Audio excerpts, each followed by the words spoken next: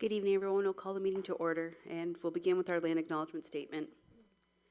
We acknowledge that the ground on which we live is the traditional territory of Caldwell First Nation, of the Three Fires Confederacy, and the original people of Point Pelee and Pelee Island, and its surrounding lands and waters, and that of the Huron-Wendat and Wyandot peoples. We recognize and respect the First Nations who are stewards of the land and waters of Turtle Island, and who have embraced this stewardship since time immemorial. We would also like to acknowledge contributions of other nearby First Nation communities and all original people across Turtle Island. We will now have a moment of silent reflection, followed by the playing of our national anthem.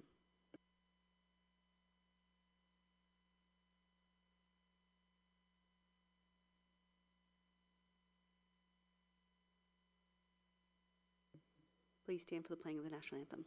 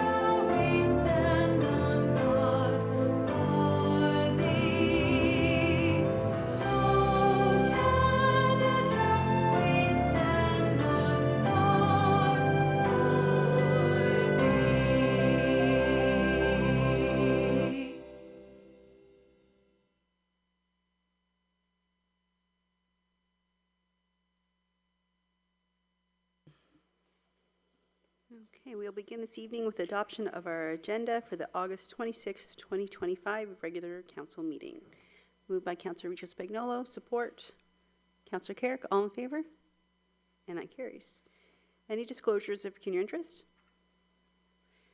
There being none, our adoption of our minutes from the closed and regular meetings of council held August 12th, 2025 be adopted as presented. Moved by Councillor Burns, support by Deputy Mayor Capata, all in favor, and that carries. We have a few comments for this evening. I'm pleased to share that the green bins are coming to LaSalle. Delivery is expected to begin in early September. Please note the schedule is fluid and may change as we get closer to those delivery dates. Starting the week of October 21st, 2025, Essex Windsor Solid Waste Authority will launch a weekly curbside green bin collection program, helping residents divert food waste and other organics from the Essex Windsor Regional Landfill, thus extending its life. To learn more about the program, including delivery details, facts, and the LaSalle specific collection schedule, which will be released closer to the date, please visit Essex Windsor Solid Waste Authority's website. Last week, members of council and administration attended the AMO conference in Ottawa. We had valuable opportunities to meet with representatives from the Ministry of Sport and Ministry of Finance. These conversations help us continue advocating for LaSalle, promoting our region, and building important relationships across the province. A big congratulations to LaSalle Hangout for Youth, celebrating its 10-year anniversary. I was honored to attend the celebration and extend my appreciation to the dedicated staff and volunteers who have made this program such a success in our community. This past weekend, Councillor Burns joined me for the ribbon cutting at Alnor Private School and Windsor Islamic High School, which is now located at the former Western Secondary School site in Amherstburg. And while that's just outside our borders, the school serves many families from the town of LaSalle, and we're proud to support its growth and success. A quick reminder to anyone who hasn't purchased their tickets yet, last call before fall is coming up on September 5th and 6th. Tickets for Saturday are already sold out, but tickets for Friday night are still available if you visit our website for more information. And finally, we have 2 night markets left of the season. One is this Sunday, August 31st from 4 to 8 p.m. and that one will be held here at the Civic Center, and our last one in September will be at the Event Center. That's all I have for tonight, so we can move on with the meeting. We don't have any public meetings and or hearings, so we're going to go into our presentations and delegations. Item 1, actually, sorry, we have nothing on those. We have staff reports, which is item 1, Municipal Accommodation Tax MAT program, and that'll be our Manager of Finance, Mr. Ferrero. Good evening, Mayor and members of Council. The report before you requests support for the town's participation in the MAT tax program. In May of 2025, TWEPI appeared before Council with a proposal for a partnership on the MAT tax program, with the revenue being shared equally, and with the City of Windsor acting as the collection agency. Subsequent to that, Council requested that administration prepare a review and report back to Council, and that's where we are at this evening. The potential revenue for LaSalle, based on a 4% to 6% MAT tax program, would be between $35,000 and $50,000. We believe that the partnership provides some economies of scale by partnering with TWEPI, and therefore we are recommending that Council support the program, support the participation in the program, and we are available for any questions. Thank you very much. Members of Council, Councillor Carrick. Yeah, through you, Worship, to administration. So I'm supportive of this. I think it's well needed, and it'll help us do a lot of things, especially regulate or have an idea to see where Airbnbs and rentals and that stuff are, so that we'll have a better idea of how many numbers are out there. I guess, when do we decide on the 4% versus 6%? Is that part of tonight's program, or are we just approving this now and then moving it forward, and then we decide on that after? This evening, we are requesting that you approve participation or support participation in the program, but the decision on the percentage is done at a later date. Any other questions or comments? No? I agree with Councillor Carrick. I think this is a great opportunity for us to get some revenue for the town that we wouldn't have had, but I also think the timing makes the most sense, as we are going down that road for the STR licensing program, and we don't yet have a hotel, so getting them in place before, I think, is a great thing for us to do. Hopefully, our regional partners will also join eventually, and we can have this as a Windsor-Essex. But I agree completely with what's been presented, and I think it's a great opportunity for our town. The recommendation this evening was that the report of the Supervisor of Revenue dated July 24th, 2025 regarding Municipal Accommodations Tax MAT program be received, and that Council support the town's participation in the MAT partnership with Tourism Windsor-Essex Pelee Island, subject to the availability of town resources required to implement the program. Moved by Councillor Carrick, support by Councillor Richo-Spagnuolo. All in favor? And that carries. Thank you. Item 2 is our Senator Juanita infrastructure update. We'll have our Director of Public Works. Are you assuming you're going to present the report first before we go to the delegation? Is that okay? Okay. So, so we'll have you present, and then we can have Mr. Quick come up. Great. Thank you, Your Worship and members of Council. This report is in a follow-up, as a follow-up to a petition submitted by the residents of Senator Street requesting that the street be paved. Just to note, when we're considering Senator, administration is looking at Juanita and Manhattan as well, because if we were to do work, we would likely do work on all of them, as they all do have similar characteristics. So we'll kind of refer to those all together as a group. So just some background on the infrastructure. The road was established on Placeville, I don't know what year, many years ago. Small cottages were built throughout the years, throughout the 1900s and some even recently. There's a number of catch basins and various storm outlets along the road. There is no one linear storm sewer like you'd see on a typical road. So a few smaller catch basin and small outlets along the way. In 1990, the most significant improvements would have been made where sanitary sewers were installed as part of the MOE program, a water main as well. This was to connect the houses to sanitary. At that time, paving would have taken place on the road, and this would mark the last time that the road would have been paved was around 1990, 1991. So the road condition is in poor shape. From our roads condition analysis, it has an average PCI of 48. PCI is pavement condition index, That places it in the 0 to 5 year category. So we have a few categories as far as that analysis goes. There's the now 0 to 5 years, 6 to 10 years, and then 10 plus. And it's really more of a kind of a gauge and a way to categorize the roads. Because a road is in the 0 to 5 category doesn't mean we're going to get to it necessarily within 5 years. There's too many in that category to actually pave all those roads in there in the 0 to 5 years. It's more of a way to do a comparison amongst roads, and we use it as a tool when going through our mill and pave program. So we'll talk a little about DMAF now. This area is these roads are a bit unique as we have the DMAF project that's integrated with it. So DMAF stands for Disaster Mitigation and Adaptation Funding.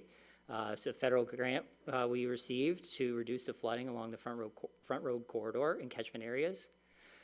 We split the project into 3 stages. Senator Juanita was part of the stage 1 environmental assessment. So at the environmental assessment level of investigation, it showed that it did identify a solution of storm sewers and pump stations, but it also identified that there's a risk of overland flow potential that would kind of render pump station ineffective. And it required some further investigation and design work and potentially works on private property. So because of the scheduling constraints that we had with the grant and the large work that we had to do along Front Road, we moved into detailed design for the big sewers and the big pump stations on Front Road. And we had to also continue on with the environmental assessment work in stages 2 and 3 to make sure we got those done and meet those funding timeline requirements. Then the plan was to circle back to Senator Juanita, kind of as that EA process was finishing, do a bit of that overland flow analysis to see if anything should be done there, what types of private property enhancements might have to be made, if they were realistic or not realistic to actually happen. So we still have to do that step. So we don't know at this moment in time if we're doing storm sewer improvements on Senator Juanita. So with that background information, we've provided 3 kind of paving scenarios. We could do a full depth mill and pave. The estimated cost in today's dollars is about $300,000 once we know the outcome of the DMAF work. If the DMAF work happens to show that we can go do storm sewers and pump stations there, the repaving would happen as a result of that work. Because the road is so narrow, if we were to go do any sewer work on the road, the entire road would get repaved anyway. So if sewers were to happen, repaving would happen immediately after that. Or the third scenario is to pave it in 2026. Would require additional budget approval.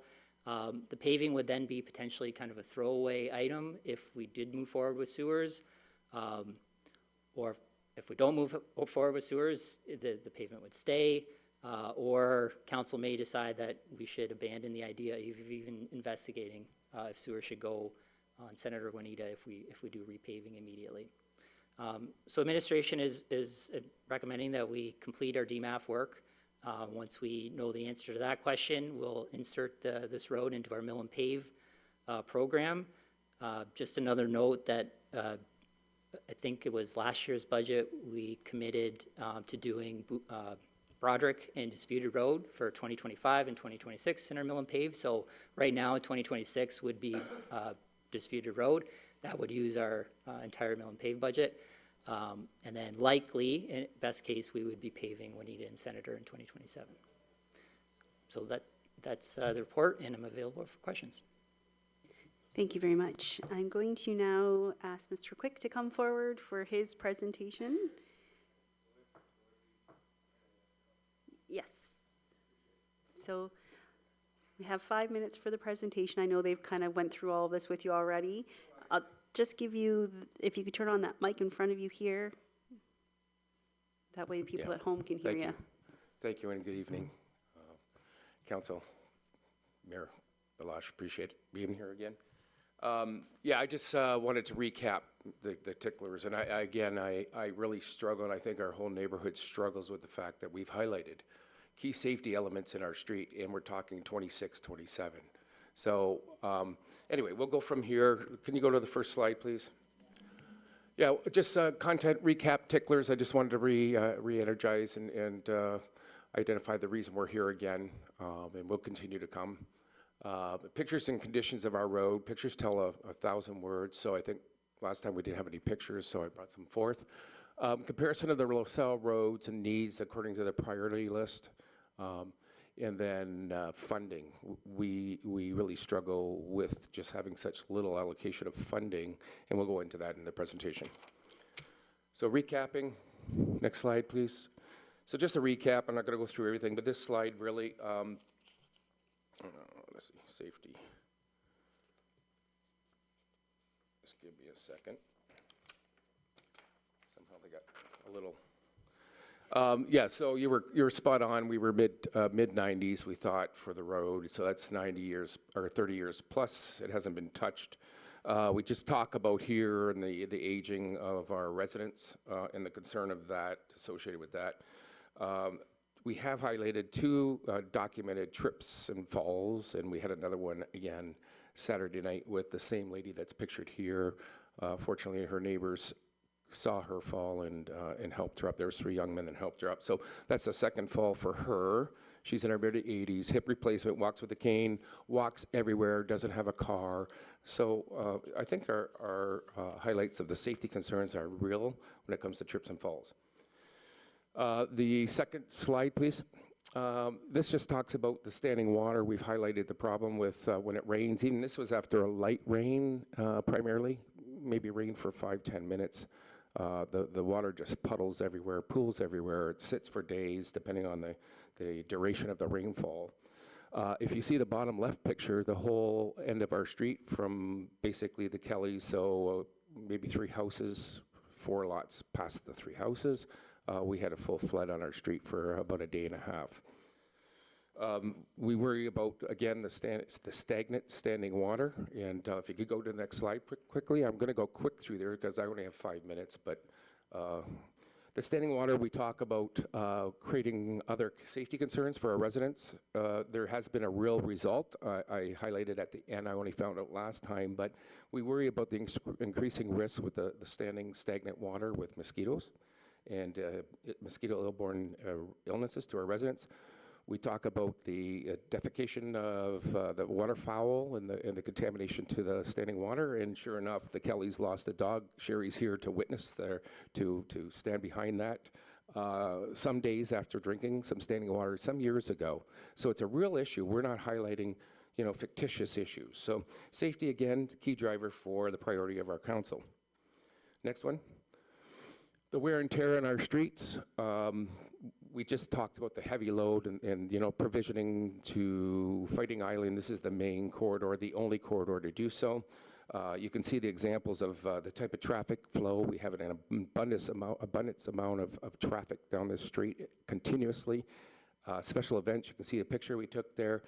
Talked about the wear and tear to people's driveways. You can see that here from the heavy loads and going down our street, and the fact that our street is sunk.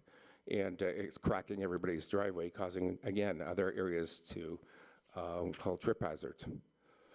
You can see on the next slide, you can see the fact that, the residents are now taking matters in their own hands. You can see us fixing our driveways on the end. I did, as I mentioned last time, screenings and tampering, rented a tamper, and my next door neighbor now has got cold patch, and he's tampered that in. We have a lot of nice vehicles on these streets, too, and we can't use them when there's standing water sitting for days. I mean, if anybody has a classic car or a nice car that you keep clean, it's, you really don't want to take it out. So I think that's another issue. The fact of the matter, we pay a lot of taxes. I did an estimate of the taxes down the 2 roads, including BASF. It's about $1.2 million annually. We really question what kind of support do we get for that, right? 1.2 million over the years, and if we talk about almost 40 years, I mean, it's not always been that. There's been an appreciation, but fact of the matter is there's a lot of taxes getting paid here, and all we do is get garbage and snow removal sometimes, right? The snow removal. So in all fairness, we think this is wrong with this kind of generation that we haven't had our streets serviced. Next one, please.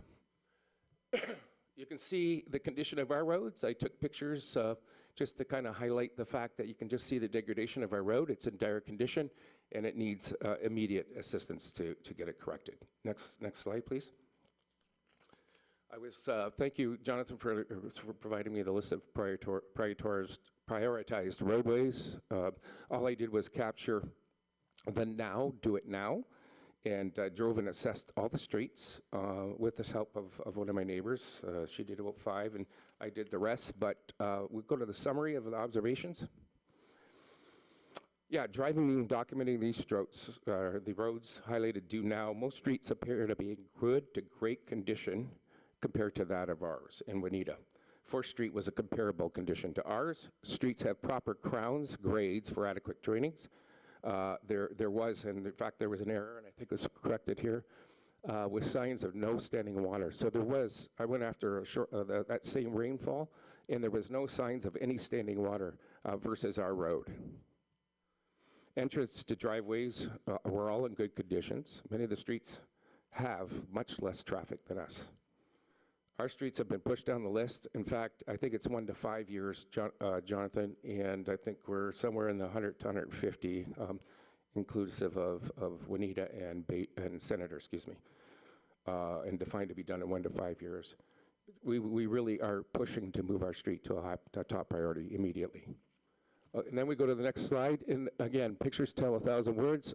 I've gone through and identified the various streets to do it now. I won't go through all this.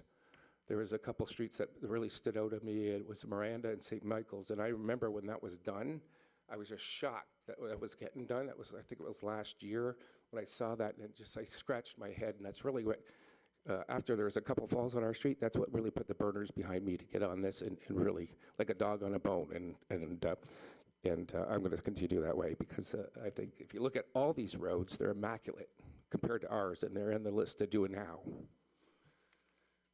Next, page 2.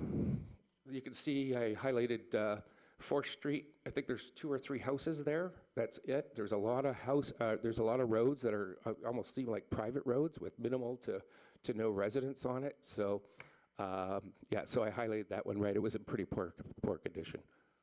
If I was them, I'd be fighting too. Last one. Yeah, again, I just went through and just tried to get pictures to tell you, like it's really, if you really compare that side by side to the pictures of these streets, total difference. Next slide, please. Are we almost done? We're at. Yes, we are. We're almost We are at almost 8 done. minutes. We're well over. Okay, well, But I appreciate your presentation. In I all know. due fairness, it's hard to get through something and get a message across, in 5 minutes. So I'll just leave this at that. We went and looked at the P&Ls of LaSalle, and it's quite alarming to us that there's $27 million as of last year's surplus with what's in the bank and minus liabilities. And we're spending all kinds of money. I hate to poke anybody, but the loop, every time I go by it and my neighbors go by it, we look at maximum, there's 5 people there. Typically it's empty, usually 1 or 2 people. $9 million expenditure.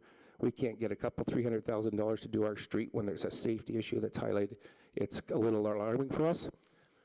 So anyway, and then there's another $350,000 going to be spent on a temporary a tent, right? So I think we need to look at the priorities of our city here when it comes to safety of our residents. And yeah, that's it. Thank you. Thank you. Before I go to members of council, I'm going to ask maybe Mr. Ferraro, if you wouldn't mind addressing that last slide regarding the budget, because I think that needs to be cleared up first, as it's not the way you read it. And it took me multiple reads of the email from finance to understand Well, what the wording was. I have my CPA here, so Yes. if there's any technical questions, we can go deeper. She can answer. There won't be any. I know he can answer this for us. So if you could just kind of help us understand what they're trying to highlight, but what actually is the budget. Certainly. So there are two different topics here and many different financial items that take place throughout the year for the town. One of those 2 is the operating budget. The operating budget is a forward-looking document that the council reviews and typically approves in December for the following year. Last year, in 2024, our operating budget, our tax levy was $46.5 million, I believe.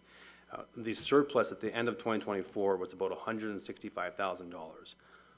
Administration reported that to council in the spring of 2025. The second document, and what we are seeing here on the screen today, is our annual financial statements, which are a retrospective look at 2024. Those are, again, backwards looking. They're part of PSAB, which is Public Sector Accounting, whereas the budget falls under the Municipal Act. In particular here, we have the Statement of Operations and Accumulated Surplus, and this is significantly different than our operating budget and the surplus of $165,000. So perhaps an example that may help illustrate the difference is this. When a developer develops a roadway or a storm sewer or a water service or wastewater service, at the end of that construction, they contribute that to the town. That shows up in our statement of operations as a contribution from developers, and it is listed as a revenue.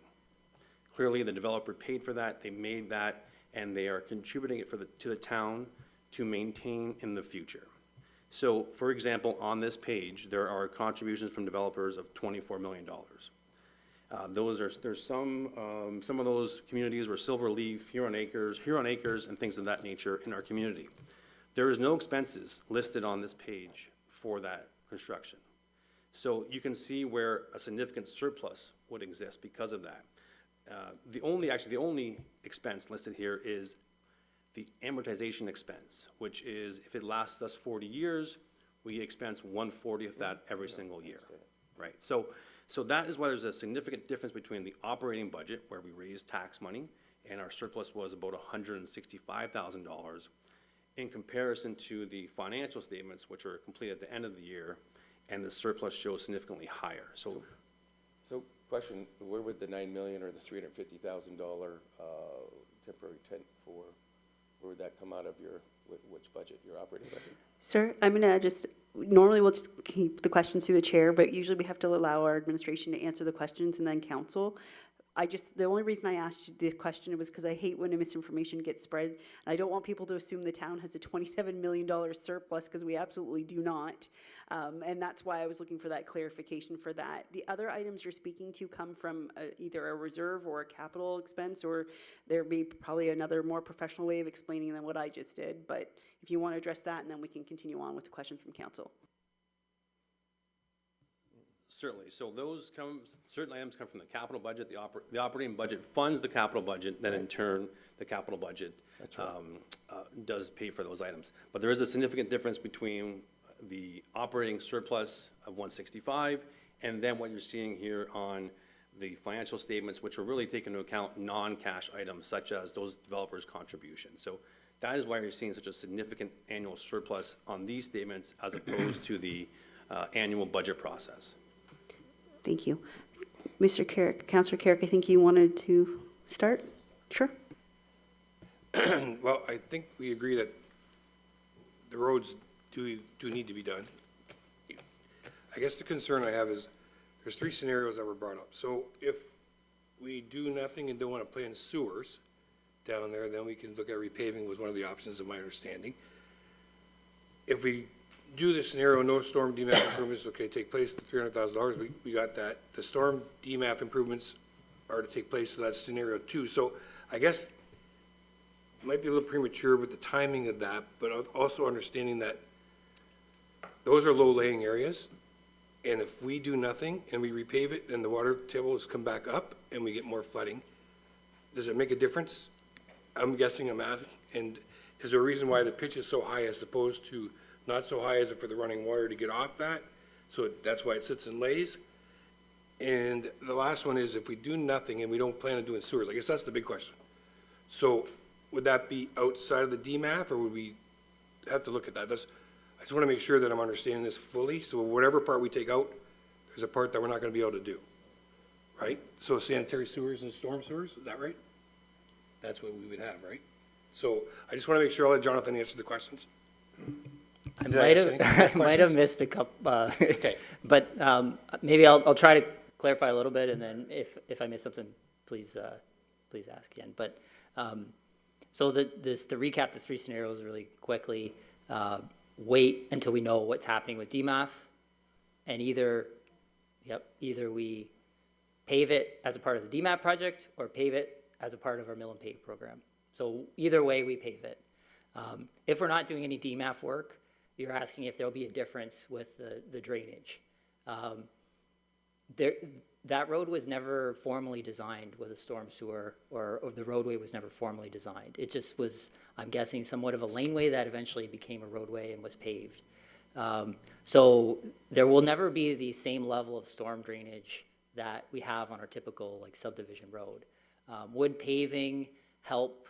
And if we did some catch basin repairs, we may be able to help with some of the standing water in areas. But I would imagine on larger rain events, we're not going to be able to fix every kind of puddling situation that we have out there just with the repaving. It's the road that we have, and unless we're reconstructing it, we won't be able to fully change that. The elevation of the road, with an addition of a lift of asphalt, we may be able to add an inch and a half of elevation there. It might help, in a minor way, adding a little bit of elevation with the asphalt, but it, won't be a wholesome fix. It's really just going to fix the condition of the pavement, and make it smoother and get rid of some of the cracking and some of the bumps. Just follow up. So I guess the big question is if we do the DMAT route, it's the timing is the question. It's not about today or tomorrow, it's about, is it next year, is it 6 months from now? Rough estimates, so that if it does come back and then we can move things forward quicker, then that's okay too, but if we don't, I just don't want to leave them hanging for 2 years, where we're waiting for a That's report. happened already. So I appreciate that, but I just want to know what we're looking at and what, you guys are on the inside dealing with that stuff, so where are we at with that? So the DMAP project, as you know, is a very large comprehensive project. So right now, we're finishing the design work for the large pump stations on Front Road, as well as moving ahead with the environmental assessment in stage 3. So and working on the construction for the sewers in stage 1. So there's multiple kind of things going on with our consultant that we're working on. So realistically, we're hoping to get that engineering team back onto Senator Juanita in 2026.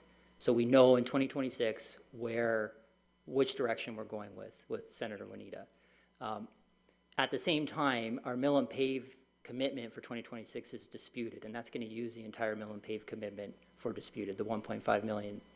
So realistically, we would be 2027 doing some sort of work on Senator Juanita, whether it's just paving or whether potentially we're starting some storm sewer work.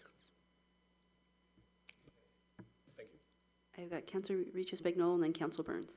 Thank you, through you to Mr. Osborne. Okay, so scenario 1 and scenario 3. So scenario 3 says it'll repave in 2025, so that means in the remaining of this year, if we were to approve that one. And then in scenario number 1, you're saying the earliest timing would be 2027, which I think is too far away, when it brings up safety concerns for residents and residents falling. I don't think, and I understand that there's other streets that need to be taken care of as well, but at the same time, it's a safety concern. And if it's been brought to us a few times with residents falling, we're not doing our due diligence by not fixing up the roads. And I understand the money and the funding is always the biggest issue. And I know, spending money in our town is not always easy, but when it comes to safety concerns and priorities, I believe this is a priority. So for myself, I would approve scenario 3 to repave it in 2025 with, spending that extra funds, because I understand disputed will be a priority for the 1.5 million, but we'd have to just find that $300,000 somewhere else. That would be my thoughts on that. Councilor Burns? So in that area, there was contract 13, which was never completed in the 90s. And that called for a pumping station to be put basically on Senator, right at the corner near the Levike House for the neighborhoods. It also would have had to take in Sunnyside Lane and put sewers down there. That contract never happened, and the pumping station was to pump the sewage from that area up to the main one on Highway 18. So even when we're looking at this area and the drainage and everything in that area, you're probably still, just to do Sunnyside, is $2 million. Because right now, the sewage from most of those homes go right into the Detroit River. It's the only area that we have that was not addressed along our waterfront back in the 90s. Again, to the other issue on your street is that as you built new homes, ERCA insisted that you build at a certain height. And again, the new homes are built maybe 3-4 feet higher than the current road. The older homes that are there are right at the level.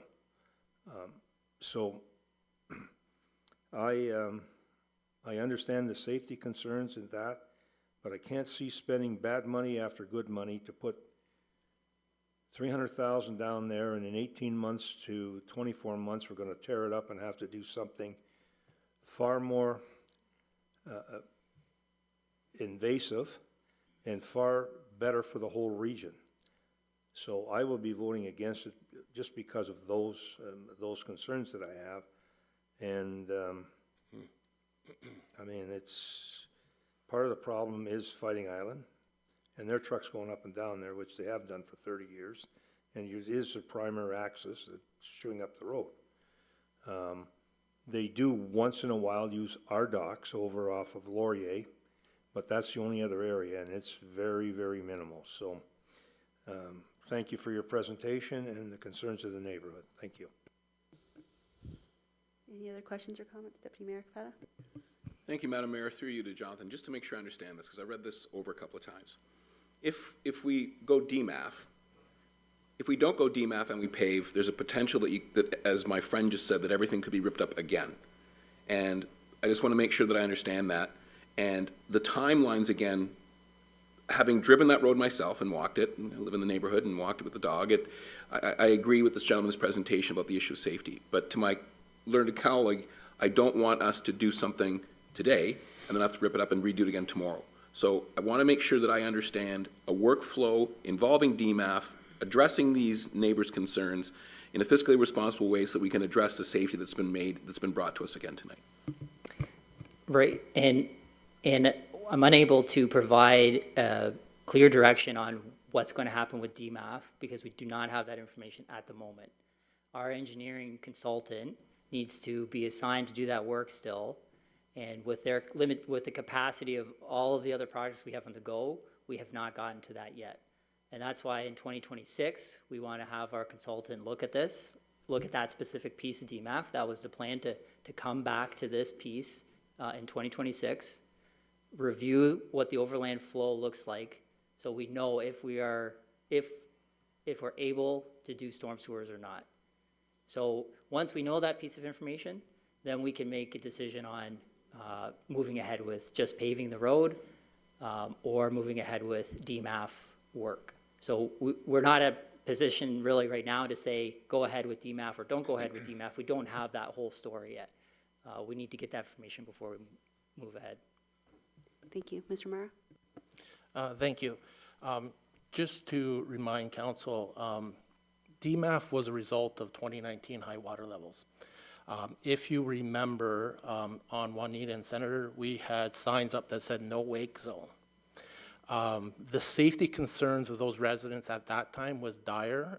In conversations with fire and police at the time, was trying to figure out how were we going to get in there in the event of an emergency because of the water levels.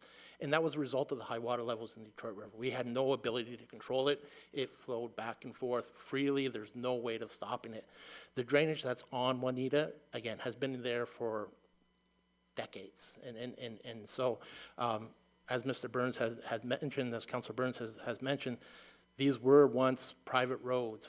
Sunnyside still remains a private road with cottages, and they were given roads at the time in order to gain access for utilities, because utilities will not be installed on private roads. So they need to be given to a municipality in order for utilities to be installed. So whether that be gas services or things of that nature. So that's what really initiated the DMAF work. So really, we need to get a solution in place to deal with drainage. Paving it right now will be a nice cosmetic touch to the road, but it will not solve drainage. And certainly, we would love to solve the drainage because we do not want to have no wake zones on roads. Again, no wake zones in the waterway, we're okay with, but no wake zones when you're driving down a road is quite disturbing, to say the least. And I'm sure the residents can attest to what they were experiencing in 2019 in that time frame when they were having high water levels. And it's a matter of overland flow in that area. The water just flows freely in from the river. It's just a matter of the elevation and where the high water level sits. So the point of DMAF was to give them formal storm sewers and formal drainage in order to solve that problem so that they will never experience that again. But there's a lot of things that we have to look at. It's not just putting storm sewers in the road. We have to look at how do we stop the water from flowing over the break walls? How do we deal with all of that stuff? And we don't own that land that's up against. We don't own any of the land that butts.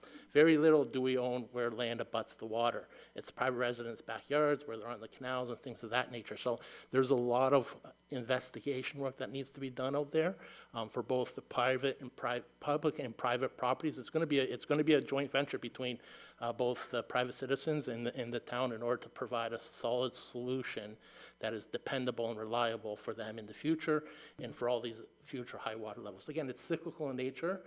It happens from year to year. It changes. And so 2019 was one of the worst that we saw, and we had experienced that all along the waterfront.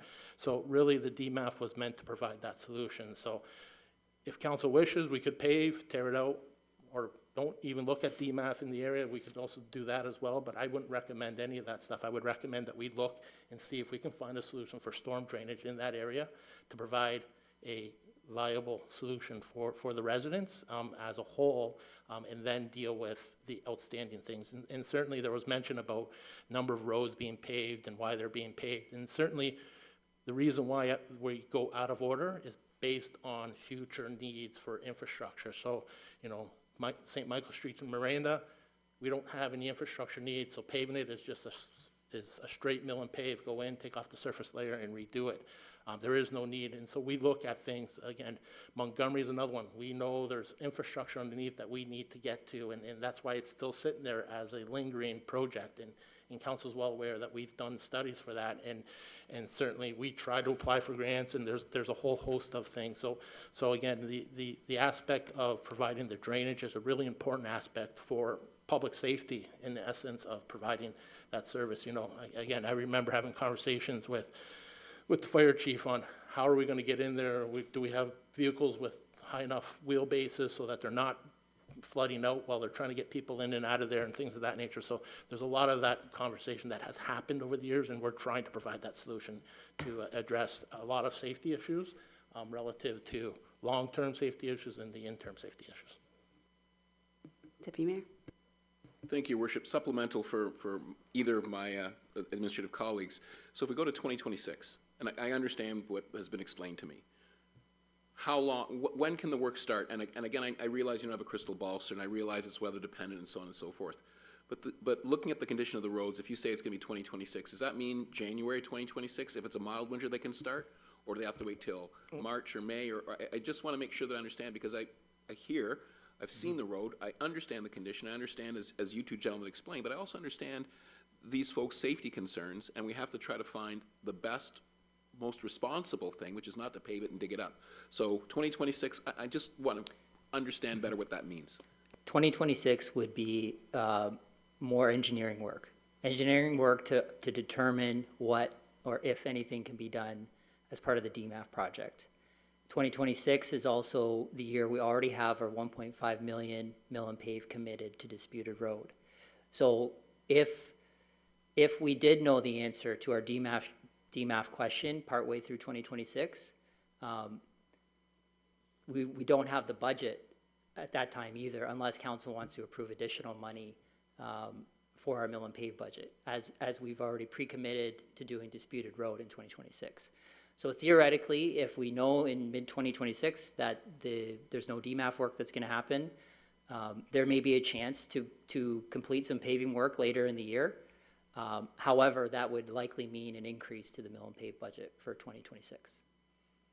And thus why the recommendation stated to push that work to 2027. Thank you, Your Worship. Thank you. So I have a couple questions and comments. So our engineering consultant's not currently working on this area. What is the soonest we could get them to focus on it? I guess is question one. Yep, we did a high-level study through the environmental assessment, but that's not a preliminary or detailed design of the area. Right now, that engineering group is working on the pump stations for Front Road. Once that design work is completed, they're also in tandem working on the EA for the Stage 3 area. And again, this is mainly due, it's not that we wanted to leave these streets behind and just forget about them, but we knew we had some big, expensive, significant work to do on Front Road that we had to keep moving to stay eligible for the grant. So they're continuing to work on that. I would like to get them back to start looking at this in early 2026. I believe that's the most reasonable point in time when we can get them back on it. Okay, and when they get back on it, we're saying it'll take a good amount of time for them to do the overland flow analysis and to determine if sewers are viable or not. Really, that's, at the end of the day, they're gonna say yes or no. Yeah, we're gonna have to make an educated decision on if it's viable to go ahead or not go ahead. Okay, because I guess I think I struggle with this because I fully understand what's been presented to us tonight. I understand the safety concerns, but I also understand that a good portion of your presentation focused on the fact that there's flooding and there's water standing, and those issues aren't going to be solved by just a mill and pave. And so when I look at the information that's been provided. That's not accurate. Pardon me? That's not accurate. It's not flooding. It's flooding from simple rain. It's standing water because the road is concave versus, right, convex. That's what's happening. I'm going to rely on my engineers for that because that's not my background. I've got an engineering background, and I know what flooding is versus puddling. But at the same time, going and spending $300,000 just to be told in 6 to 12 months that sewers are a viable option to help that neighborhood and then ripping out that doesn't make sense either. So I think that it's part of this is trying to understand what makes most sense for the subdivision as far as helping with flood mitigation and ensuring that we can repair the road as well, but not just spending $300,000 just get it fixed to turn around and have to rip it out. It doesn't make a lot of sense. What I'd be willing to look at is having the engineer out there as soon as possible in the new year to get that analysis completed, to get that decision. And if it comes to us and you say it's not viable, then at that time, I'd be willing to go into that road reserve and get that work done in 2026 or the end of 2026 and move it forward in projects. And maybe that means that's part of 27's funds moved into 26. I'm willing to do that. I have no problem with that because I agree with you. The road condition is poor. We have several of them throughout the town, but I can't just sit there and say yes to spending it, knowing that we haven't concluded whether or not there is a viable option for stormwater in your area. And that's a big part of this decision. It's not just the fact that, yes, there's safety issues, but that's a big part of it as well, is we've heard from you, we've seen some of the pictures as well, the standing water, the flooding we've had from our big storms, and this DMAF grant, that's what it's all about, is flood mitigation work. And so, in my opinion, for me, I don't understand why we would go ahead and do that. If council wants to tonight, I'm fine if you want to approve it, but I think if we approve it, then we're not asking administration to do any further research on sewers or any other form of flood mitigation there, because then we would just be wasting the money and tearing it out. So to me, that doesn't make a lot of sense based on what's been presented to me from administration. I'm going to leave it to council for if there's a further debate or if there's a recommendation you'd like to move forward with this evening. I think we've heard from the applicant as well as we've heard from administration to help us understand the concerns. And we don't disagree with your report. The only thing I disagree with is your $27 million surplus. I'll look into that because I ran a P&L, and I'll dive into this with my neighbor, which is a CPA. That's fine, yes. But the issue is years ago, they went to bat to try to get this done, and they weren't successful because they were told about this study. They did a high-level study and said it wasn't feasible. So it just seems like another delay, and you know, so you know, we've documented the safety concerns, and I don't want to hammer them, but I just know they're very critical, they're real, right? So what are we going to do? We're going to be sitting here in 2 years doing the same thing. That's the problem. It just seems to be pushed off. I'm sorry, I disagree, but it has been pushed off. so- There was a study done, and it was deemed unfeasible. So we're going to do it again? No, it's not the same. Unfortunately, It's it is the different, same. but I'm going to cut you off there just because I think we have to allow council to have their say and their consideration on this item. It's up for them to put forward the recommendation they feel fit. I don't disagree with you. I think safety is a concern, and I don't think you'll be here 2 years asking for this. I think part of tonight's conversation is to come up with a plan to make sure this gets done. So whether that plan is to do it right now, and then we do no further studies, which means no sewers, no stormwater maintenance in that area. And I mean, you represent a handful of residents here tonight. I don't know how the rest of your neighbors feel about that, but that's something we have to consider. Or if we can move ahead with the engineer and get them there in a reasonable amount of time, get that report to us, and if they say to us after doing this further study that yes, there's nothing that can be done, then I think council's on board with moving this forward and getting it done as the next phase. It's not gonna be after another road or another road. So I think we're coming up with a plan tonight that should work, but I can't get on board with saying yes to something knowing that we don't have the full picture and knowing if there's another way we could help your area with stormwater maintenance. So, members of council, I'm gonna have you, Councillor Carrick, go ahead. No, certainly, I agree with your comments. I think that it's definitely an issue, it needs to be done. I think we can't miss the opportunity to perhaps be able to get the sewers down there, and I think we need to go through this process, but I also like the mayor's timelines. So, if we're not gonna get it by the end of this year, we will certainly try to pull the trigger a lot quicker than what the timeline might be, according to what the mayor has asked for through administration, to look forward and see what we can do with that report. That's where I'm at, and I think it makes good sense. Spending $300,000 is a lot of money, even though it's probably well worth it, but at the same time, I don't want to do that to have to rip it up if we come up with a solution that prevents flooding. We've all been here, we've all seen the streets, we've all seen how when the water table is high, it's scary and very, not very fun for people that live around there. So if we have an opportunity to maybe help ease some of that or look into that, then I'm willing to wait that little bit of time to make sure that we can go through this process and make sure we do it right and at least take the opportunity to make sure that we have the opportunity to take advantage of that situation. So again, I agree with the mayor's timelines. So everybody wants stuff yesterday. We get it and we understand that. But just one more year's worth of time and we will have good answers. And hopefully that takes care of everything as we move forward. Thank you. So I will support those comments. Okay, if you have a motion, I'll go to Councillor Burns first, and then if you have a motion. I think, Mayor, you put it properly, that 6 or 8 months is not a big, long time. Because my in-laws owned the Sunnyside Tavern, and in 1985, the back of the Sunnyside, where the garages were, and I'm sure some of you have lived in that area long enough and know that, that's where the water came. Nobody on any of those streets could get to their homes other than by boat, and that was for 2 weeks. And where Bart Evon was, in that time period, all of Front Road was flooded that high. What we're trying to do here is correct something when we were old town of Sandwich West and broke. We're trying to correct that now, and I think this council that I've been on, when we've made commitments, we follow through with those commitments. And I certainly concur with what the mayor says, that sooner we get it done, the better. And I think we can give administration that direction. And I walk those areas. My kids walk those areas, so I know it very well. And, you know, I don't know if we have to go into two, because the recommendation says deny, and then I don't know if we can make a second recommendation for what you propose, Your Worship. So I look to administration for guidance that way. Okay, before I do that, I'll go to Councillor Spagnolo. Thank you, through you. So I was prepared to go with scenario 3, to be honest, to repave it in 2025. However, I do like Mayor Malash's timelines. The only stipulation would be, so we're going to direct administration to have an engineer come in early in the new year of 2026, correct? Is that?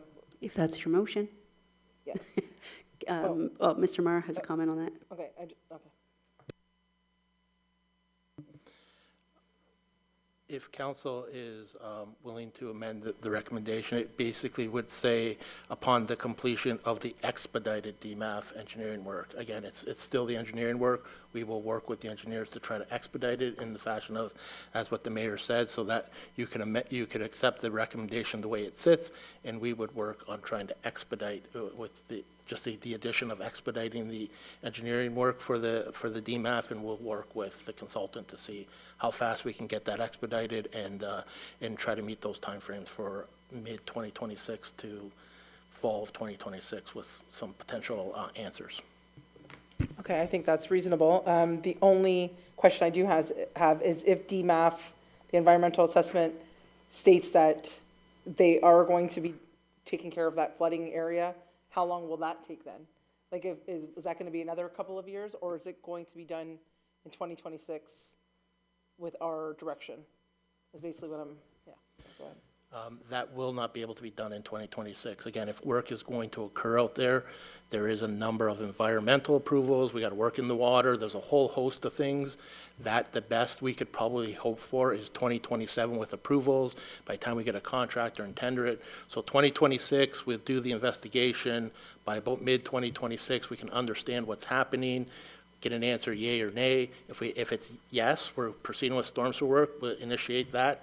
That's the best guess that we could have. Again, it's all going to come down to contractor availability and things of that nature. This area is receiving an influx of funding in a lot of busy municipalities around here, and the contractors are starting to become really tied up with work. But certainly, it is work that will occur spring to summer, and we really have to watch for the environmental approvals when we're dealing with the water. Just on that, you said if it was a yes, if it's a no, that no other work can be done, we can, in the recommendation, put something that the work could be moved forward from 27 to 26 using the reserves. That's okay? Mill and pave, sorry. Is that what you're, or is that what you were, that gets you the other half of the question? Sorry, yes, I'm comfortable with that.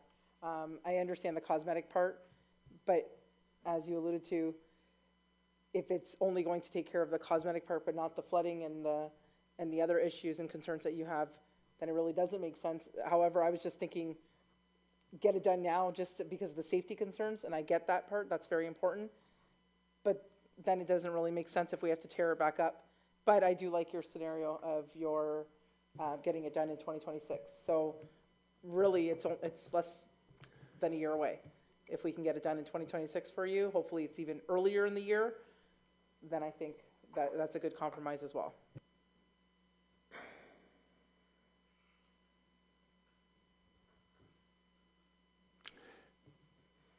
So are we being asked to wait to, like, let's say it goes ahead with the sewer conditions? Sorry, I didn't hear you.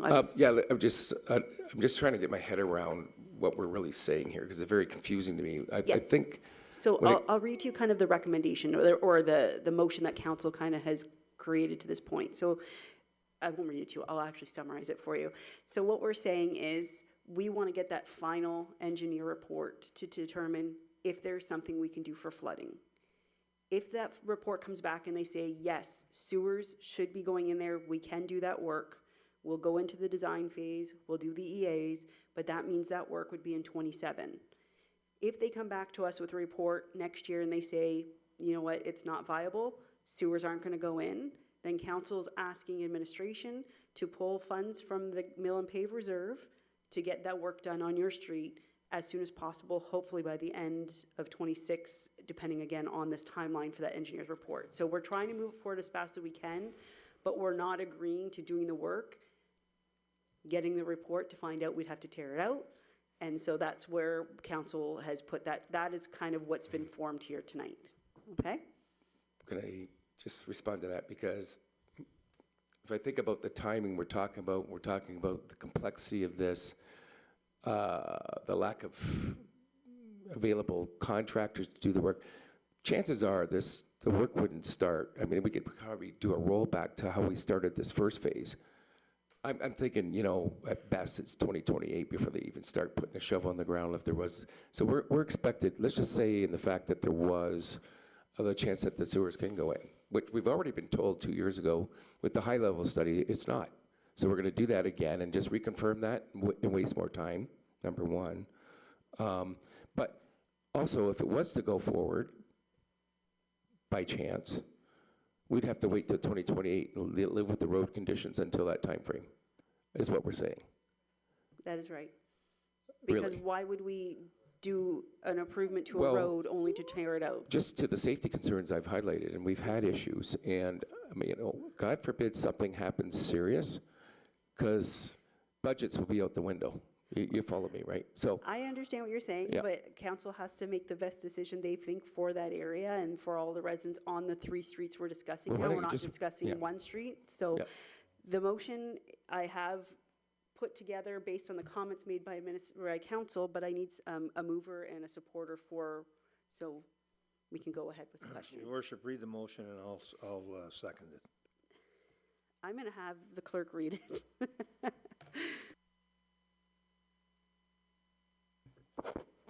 Thank you. Okay, bear with me.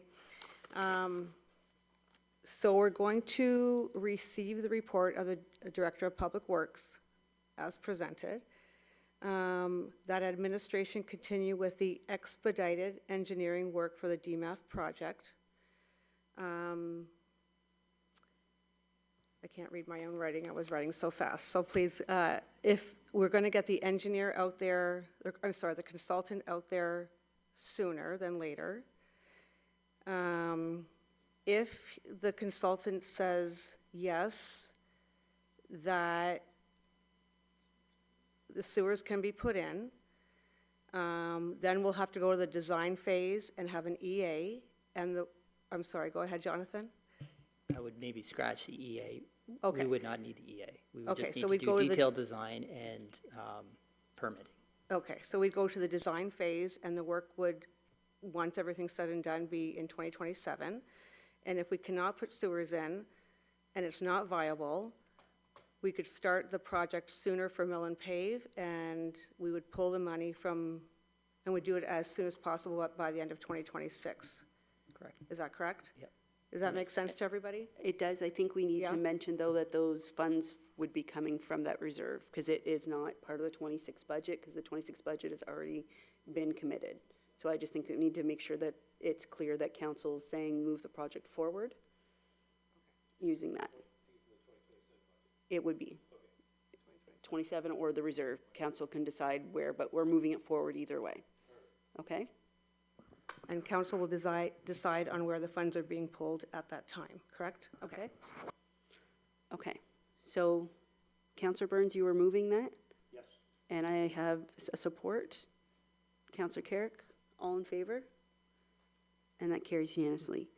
Thank you for your presentation. I appreciate your time, and I believe we'll follow up, I guess, sometime next year, once we have an idea of the next steps. We'll make sure to reach out. Thank you. Item 3 is our updated agreement with LaSalle Vipers, and we have our Director of Culture and Recreation, Ms. Finero. Thank you. Good evening, Your Worship and members of council. Tonight, the report before you is seeking authorization just to renew the agreement with the LaSalle Vipers for another 3-year term. At the time of writing this report, we were delayed in getting the agreement updated due to some additional requests from LaSalle Vipers, mainly being to serve and sell alcohol at the Vollmer Center during games. Since we have put the report in, submitted the report, we have had the opportunity for legal to review it. They hadn't had that opportunity, but we put the report in the interest of getting this completed. Legal has reviewed it, made some minor housekeeping amendments, such as language and clarifying certain clauses, but no major content change other than the agreement to sell and serve alcohol and the stipulations that come along with that. So tonight, I'm just seeking your authorization to enter into that agreement, or for the clerk and the mayor to sign that once we have that back from the Vipers. Thank you. Members of council, do you have any questions or comments? No? Recommendations of the report of the Director of Culture and Recreation dated August 11, 2025, regarding the updated agreement with LaSalle Vipers be received, and that council authorizes the mayor and clerk to execute the renewed agreement with LaSalle Vipers, subject to final review by administration, and provided that no substantial changes are made other than housekeeping amendments for language consistency and formatting. Moved by Councillor Richo Spagnolo, support by Councillor Carrick. All in favor? And that carries. Our consent agenda has 4 items. Is there anything anyone would like to pull out and speak to directly? If not, a motion to receive. Deputy Mayor Capata, support by Councillor Burns. All in favor? And that carries. Committee matters. We have the County Council highlights of August 6, 2025. Any questions or comments? If not, the recommendation is that the County Council highlights for August 6, 2025 be received. Moved by Councillor Carrick, support by Councillor Richo Spagnolo. All in favor? And that carries. Any questions or statements by council members? Deputy Mayor Capata. Just one, Your Worship. Thanks to a resident that watches us and has provided some input to me that I've shared with yourself and the Deputy CAO on different types of opportunities to bring different style of buildings to the town of LaSalle. We keep it close hold. It is basically containers, and what they are is containers converted into different types of restaurants, things of that nature, food service. It was an interesting thing that I received from a resident, and I've shared it with her worship and the deputy CAO for them to consider for any place in the municipality, and thank you to the resident that passed it on. And like I said, we appreciate input from our residents to help us deal with Canadian manufacturers and to bring different types of things to the municipality so that we can service the people that we have the privilege to sit up here about and bring your ideas directly to senior leaders here so we can make some difference. So thanks to the resident, and it's in your inbox and yours as well, Deputy CAO. Thank you. Any other questions, comments? None? No notices of motion, no closed session to report. So right into bylaws where we have one, and it's the following bylaw, give me a first, second, third reading and finally passed. And that's 2025-078, being a bylaw to remove the holding zone symbol application for Z06 2024 Fields Court. Anyone? Councillor Richo Spagnolo, support Councillor Carrick. All in favor? That carries. Confirmatory bylaw 2025-077, be given a first, second, and third reading and finally passed. Deputy Mayor Capata, Councillor Burns, all in favor? And that carries. Schedule of meetings are listed below. Thank you for joining us in person and online. Have a good night.